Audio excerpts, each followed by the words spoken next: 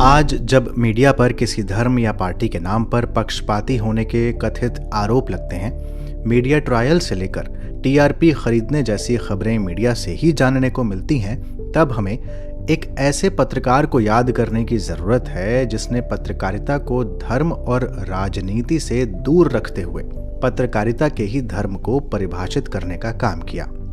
गणेश शंकर विद्यार्थी। नमस्कार, ज्ञान की डिजिटल दुनिया ध्येय रेडियो आप सुन रहे हैं। मेरा नाम है अंजुम शर्मा। 26 अक्टूबर 1890 को उत्तर प्रदेश के इलाहाबाद में जन्मे गणेश शंकर विद्यार्थी उर्दू, अंग्रेजी और हिंदी तीनों भाषाओं का ज्ञान रखते थे। एक पत्रकार होने के साथ साथ वो एक स्वतंत्रता सेनानी और कांग्रेस के नेता रहे। शुरुआत में क्रांतिकारी विचारधारा से प्रभावित होने के बाद उन्होंने महात्मा गांधी को अपना नेता माना, लेकिन गांधी को उन्होंने भक्त होकर नहीं देखा। वो प्रांतीय कांग्रेस कमेटी के अध्यक्ष भी रहे, लेकिन उनकी पहचान में सबसे बड़ा योगदान उनके पत्रकार पक्ष का ही रहा। अपने शुरुआती जीवन में गणेश शंकर विद्यार्थी ने उर्दू में कुछ लेख लिखे। इसके बाद वो पंडित सुंदरलाल के हिंदी साप्ताहिक कर्मयोगी में अपना योगदान देने लगे। धीरे धीरे उनके लेख हितवाद और अभ्युदय जैसे क्रांतिकारी अखबारों में छपने लगे। लेखन कार्य की वजह से उनकी पहचान धीरे धीरे बढ़ रही थी। इसके बाद वो पंडित महावीर प्रसाद द्विवेदी के सहायक के रूप में सरस्वती पत्रिका में नियुक्त हुए, लेकिन वो पत्रिका छोड़कर उन्होंने अभ्युदय में सहायक संपादक का पद संभाला। लेकिन गणेश शंकर विद्यार्थी कुछ बड़ा करना चाहते थे। वो एक ऐसे अखबार निकालने की तलाश में थे जो लोगों का अपना अखबार कहलाए, और इसीलिए उन्होंने साप्ताहिक प्रताप निकालने का फैसला किया। उनका साथ दिया शिव नारायण मिश्र, नारायण प्रसाद अरोड़ा और यशोदा नंदन ने। 9 नवंबर 1913 को प्रताप का पहला अंक निकला और पहले ही अंक में स्पष्ट करते हुए उन्होंने लिखा कि हम अपने देश और समाज की सेवा के पवित्र काम का भार अपने ऊपर लेते हैं। हम अपने भाइयों और बहनों को उनके कर्तव्य और अधिकार समझाने का यथाशक्ति प्रयत्न करेंगे। राजा और प्रजा में, एक जाति और दूसरी जाति में, एक संस्था और दूसरी संस्था में बैर और विरोध, अशांति और असंतोष न होने देना हम अपना परम कर्तव्य समझेंगे। यानी उन्होंने स्पष्ट किया कि न्याय का मामला होगा तो राजा और प्रजा हम दोनों का साथ देंगे, लेकिन अन्याय में किसी का साथ हम नहीं देंगे, किसी के साथ हम खड़े नहीं होंगे। और इस बात का प्रमाण गणेश शंकर विद्यार्थी के अंतिम समय तक देखने को मिलता है। अपने शुरुआती दिनों में ही प्रताप अखबार की पहचान किसानों की हमदर्द पत्रिका के रूप में हो गई थी, और किसान गणेश शंकर विद्यार्थी को सम्मान से प्रताप बाबा कहकर पुकारने लगे थे। रायबरेली में जब किसान आंदोलन पर जमींदारों और अंग्रेजों ने गोलियां चलवाईं, तो प्रताप बाबा ने किसानों को संगठित किया, आवाज उठाई और प्रताप में एक लेख लिखा, डायर शाही ओ डायर शाही। इसके अलावा सांप्रदायिकता को लेकर उन्होंने हमेशा कहा कि हिंदू और मुसलमान के जो झगड़े होते हैं, उनकी मूल वजह, उनके मूल में जो है वो चुनाव है, इलेक्शन है। इसलिए वो हिंदू और मुसलमान दोनों धर्मों से सवाल करते थे। एक मर्तबा उन्होंने हिंदुओं से कहा, यानी लिखा, कि कुछ लोग हिंदू राष्ट्र चिल्लाते हैं।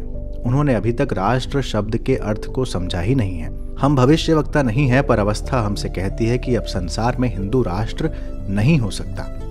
ऐसे ही उन्होंने मुस्लिम कट्टरता पर भी लिखा कि वो लोग भी इसी प्रकार की भूल कर रहे हैं जो टर्की या काबुल, मक्का या जेद्दा का स्वप्न देखते हैं, क्योंकि वो उनकी जन्मभूमि नहीं है और इसमें कुछ भी कटुता न समझी जानी चाहिए यदि हम ये कहें कि उनकी कब्रें इसी देश में बनेंगी और उनके मरसिये भी इसी देश में ही गाए जाएंगे।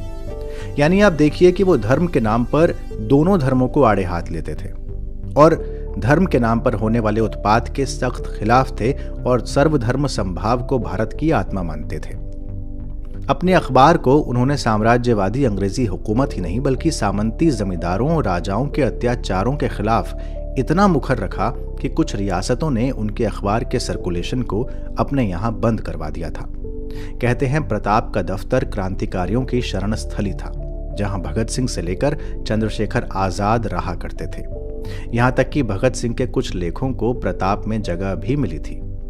अपने निर्भीक लेखन के चलते या कहें राष्ट्रीय आंदोलन और किसान आंदोलन में भागीदारी की वजह से गणेश शंकर विद्यार्थी को कई बार जेल भी जाना पड़ा, भारी जुर्माना भी भरना पड़ा। लखनऊ जेल यात्रा के दौरान उन्होंने 1922 में विक्टर ह्यूगो के उपन्यासों का अनुवाद किया था।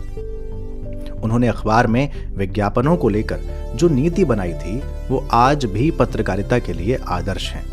उन्होंने उन विज्ञापनों को प्रकाशित करने से साफ इनकार कर दिया था जिनसे समाज में कुरीति, बुराई और अनैतिकता का प्रसार होता हो।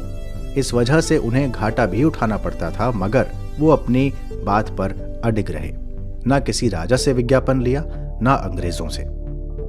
इसे विडंबना ही कहेंगे कि जो गणेश शंकर विद्यार्थी हमेशा धार्मिक कट्टरता और उन्माद के खिलाफ आवाज उठाते रहे, उनका जीवन उसी धार्मिक उन्माद की भेंट चढ़ गया। 23 मार्च 1931 को जब भगत सिंह, राजगुरु और सुखदेव को फांसी दी गई थी तो देश भर में रोष था। 25 मार्च 1931 को जब कानपुर में दंगों की लपटें तेज होने लगीं तो गणेश शंकर विद्यार्थी ने पत्रकार धर्म का निर्वाह करते हुए कलम के दम पर उसे रोकने की कोशिशें की, लेकिन उनके भीतर की इंसानियत उन्हें सड़क पर उतार लाई और वो दंगों की आग बुझाने में लग गए।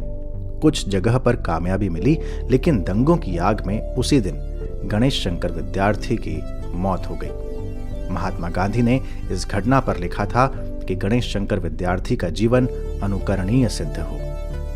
यह कारण नहीं है कि राष्ट्रपति द्वारा पत्रकारिता के लिए गणेश शंकर विद्यार्थी पुरस्कार दिया जाता है। दरअसल इस पुरस्कार के बहाने हम उस निडर, साहसी और पत्रकारिता के मूल्यों को खोजने और बचाए रखने की कोशिश करते हैं जिसे गणेश शंकर विद्यार्थी बहुत पहले परिभाषित कर चुके हैं। तो ये था आज का ध्येय पॉडकास्ट। इस तरह के और भी पॉडकास्ट सुनने के लिए ध्येय IAS के YouTube चैनल को सब्सक्राइब कीजिए और नोटिफिकेशन बेल को ऑन रखना ना भूलें। ये पॉडकास्ट ध्येय IAS की वेबसाइट के अलावा JioSaavn और Spotify जैसे प्लेटफॉर्म्स पर भी उपलब्ध हैं। अगले पॉडकास्ट के साथ जल्द हाजिर होंगे, तब तक के लिए नमस्कार।